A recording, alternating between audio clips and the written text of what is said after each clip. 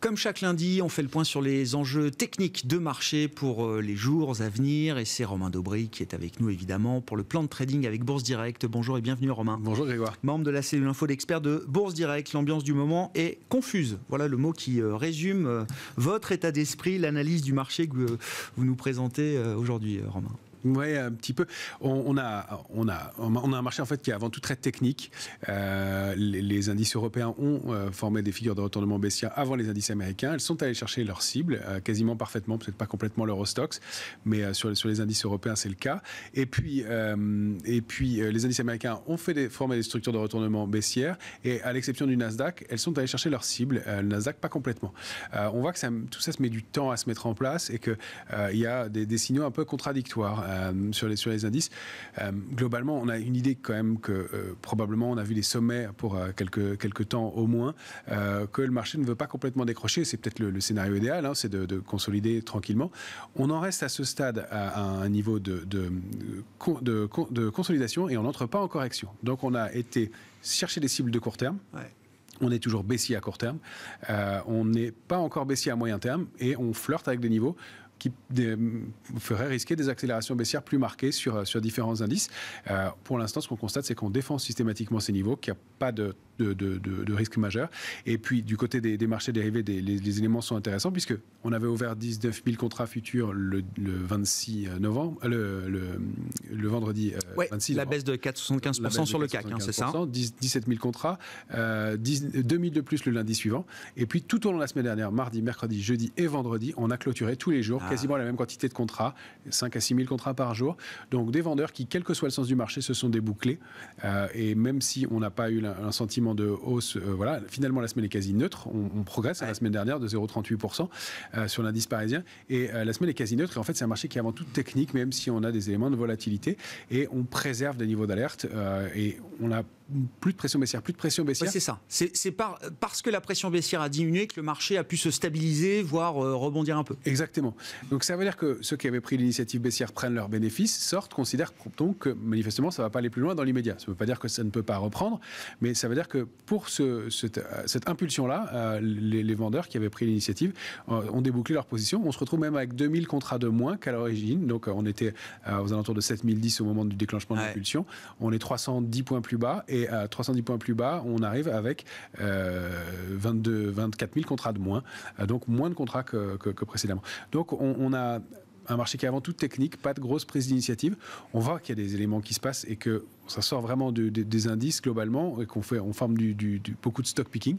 On a un niveau de couverture qui est toujours assez complaisant, même sur les niveaux actuels, même avec les alertes et même avec une volatilité qui est autour de 25, donc qui est tendue chez nous.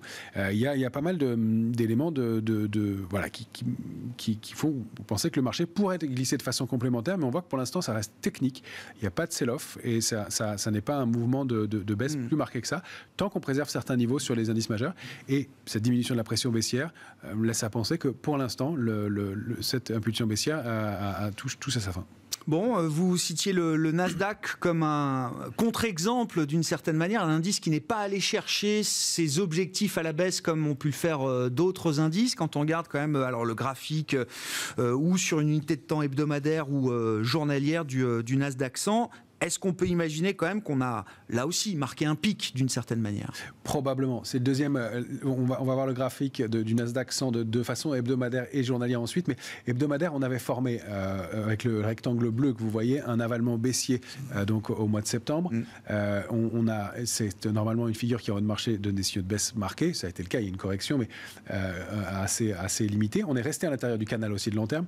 Là, on n'arrive pas à aller chercher la borne haute et on voit cet avalement baissier qui s'est développé une fois encore il y a 2 semaines. Donc la bougie rouge d'il y a 2 semaines a englobé la bougie précédente verte. Ça, c'est un avalement baissier en haut de marché.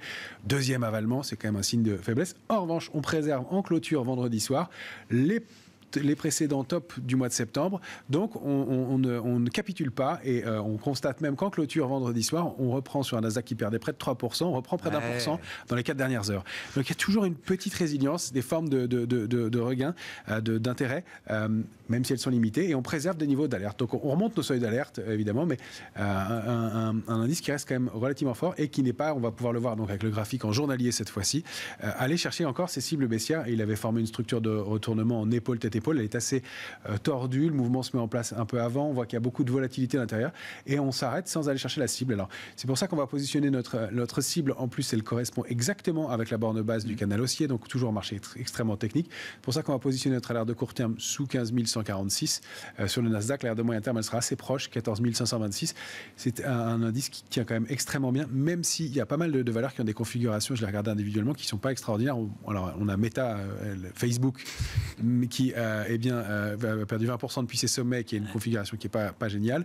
Il y a Apple aussi qui s'inscrit dans un grand biseau ascendant, qui est une figure de baisse et qui donne des signaux de faiblesse depuis quelques séances.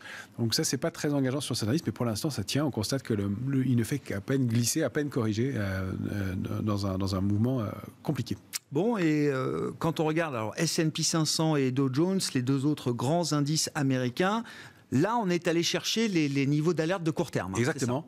Sur le S&P, c'était petit. La structure de retournement, on ne la voit pas là en hebdomadaire, mais ça suffit à voir qu'on est allé chercher les 15 535, qui devient notre alerte de court terme. Et qu'est-ce que c'était? De la même façon que sur le Nasdaq, les tops du mois de septembre qu'on préserve. Donc, niveau d'alerte de court terme, clairement, il faut préserver ce niveau-là avec un risque de retournement qui serait situé sous 4284. On est sorti du canal aussi, on n'arrive pas à le réintégrer. Deuxième fois, avec avalement baissier de la même façon. Voilà, ça sent l'épuisement de façon lourde et de façon sur plusieurs mois d'affilée sur les grands indices majeurs. Bon, quand on regarde la volatilité, là aussi, vous le notiez, effectivement, on reste sur des niveaux de volatilité quand même un peu plus élevés que précédemment, autour de 25 en Europe, à Paris, on est même quasiment allé voir 30 sur le VIX américain, c'est ça, Romain? Exactement. Alors, on n'a pas vu le cas du Dow Jones, mais la configuration est un petit peu similaire. On a bloqué autour des 34 500 points, qui était la première cible. On est allé chercher un peu en dessous, et puis on s'est installé au-dessus. Pour le VIX, oui, très intéressant graphiquement, on a ce canal baissier qui est très net, qui s'analyse vraiment. On voit qu'on arrive à aligner cette série de points dans la borne haute du canal et qu'on s'est installé la semaine dernière au-dessus. Donc la duplication de ce canal donnerait une cible située à 43,15, un niveau de volatilité qui a été parmi les tops qu'on a connus en juin précédemment. Donc il y a quand même des risques d'accélération, même si ça se passe de façon très technique, très organisée, ce qui est en général pas propre d'un mouvement baissier qui doit être un peu brutal. On a un indice qui s'installe au-dessus des 28 en clôture hebdomadaire, et enfin pour la semaine dernière. Au-dessus de ce canal, il faut vraiment repasser en dessous assez rapidement, au risque d'accélérer de façon un peu plus marquée. Donc, vous voyez, on a toujours cette idée que ça se passe pour l'instant gentiment, mais qu'il ne faudrait pas grand-chose pour que le marché dérape. Pour l'instant, il n'y a pas les signaux d'alerte sont éloignés. Ouais, donc phase quand même où la gestion du risque doit être une grande idée directrice là pour les intervenants de marché, traders sur des horizons de temps en tout cas relativement courts. Exactement. Ouais. On voit que c'est très maîtrisé, très contrôlé et que c'est très observé. Tout est canalisé, même la volatilité qui graphiquement fait des schémas très propres. Qu'est-ce qu'on peut dire là sur une vision court terme du CAC 40, du futur CAC? Comment est-ce qu'on est positionné là pour entamer cette semaine et quels vont être les niveaux techniques importants à surveiller, Romain? Eh bien, on est toujours dans cette zone d'alerte de court terme qui est sous 6845, 6866 par extension, mais si on veut.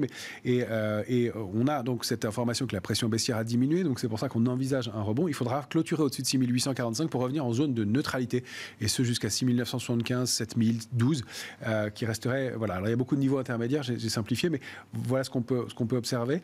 Sous 6735, ça devient un peu gênant de repasser sous ces niveaux-là, mais la zone d'alerte de moyen terme, elle est entre 6540 6660. On voit notre borne haute du canal haussier de long terme, on s'en est approché, on a rebondi dessus. La semaine dernière, plus sous fond de rachat de short, donc même si on avait ce sentiment un peu baissier toute la semaine dernière, et on surveille cette formation, cette structure en triangle symétrique qui est pour l'instant en pointillé, mais qui est intéressante. Elle devrait être touchée au moins d'un côté ou de l'autre, encore une fois, pour être validée, mais la figure est probable. Normalement, c'est une figure de continuation, donc il y a plus de chances qu'elle continue vers le bas. Ça peut être aussi une figure de retournement, un peu moins de probabilité, mais ça peut être le cas, donc à surveiller, parce que ça donnerait des cibles graphiques intéressantes dans un cas comme dans l'autre. On n'en est pas encore là, mais on surveille ces niveaux-là. La sortie en dessous de 735 un peu, mais 660 en tout cas, c'est sûr, et 845 en haut permettra d'en savoir plus pour le déroulement du scénario. On voit que c'est mitigé, on voit qu'on a préservé toujours ces niveaux d'alerte. Ouais. Mais d'où l'idée de confusion, effectivement. C'est pas une dégradation majeure qui nous emmènerait vers un scénario noir. Mais c'est quand même une phase où il faut faire attention au risque. C'est une phase où il faut faire attention. Je ne sais pas comment le dire autrement. Non, mais c'est ça, c'est délicat. Et c'est pour ça que je trouve que c'est confus et compliqué. Le risque de correction plus marqué, il n'est pas très grave non plus. Non.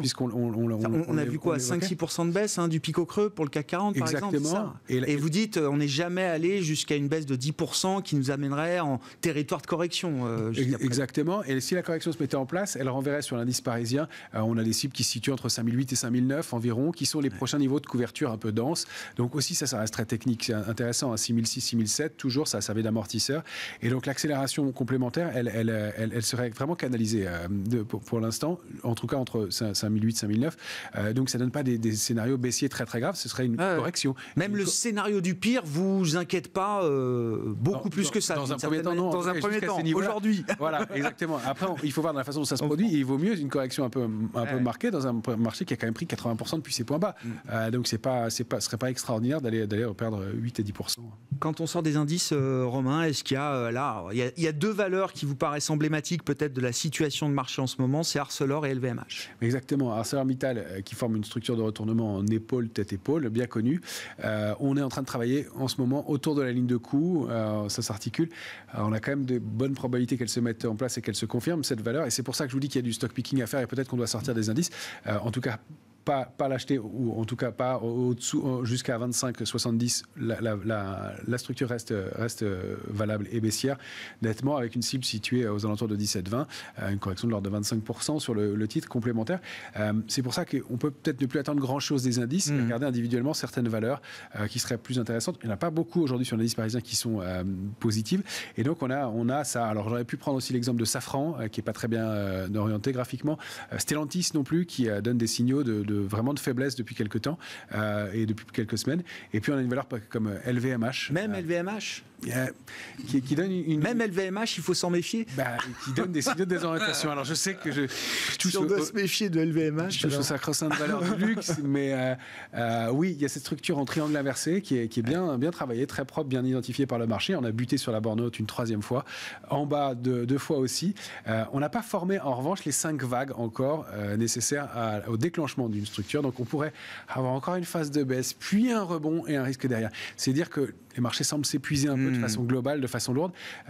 Si on regarde des valeurs comme Kering, elle ne s'est jamais remise de ces baisses de l'été dernier. Elle a rebondi, mais elle n'a même pas repris la moitié du terrain qu'elle avait abandonné.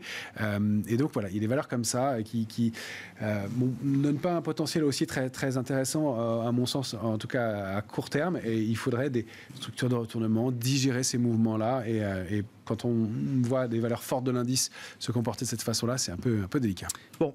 L'idée d'une phase de distribution, comme on dit quand on analyse les enjeux techniques de marché, on verra ce qu'il en est le 17 décembre. Ce sera peut-être un moment clé pour quelques réponses en fin d'année sur la tenue technique des marchés. Ce sera la dernière échéance de l'année. Exactement. Et puis de dire aussi que si c'est une phase de distribution, elle peut être longue. Il s'avère qu'il peut se passer des choses pendant ce temps-là au sein des indices même et sur les valeurs individuellement. Il y a des choses qui sont assez positives sur certains titres.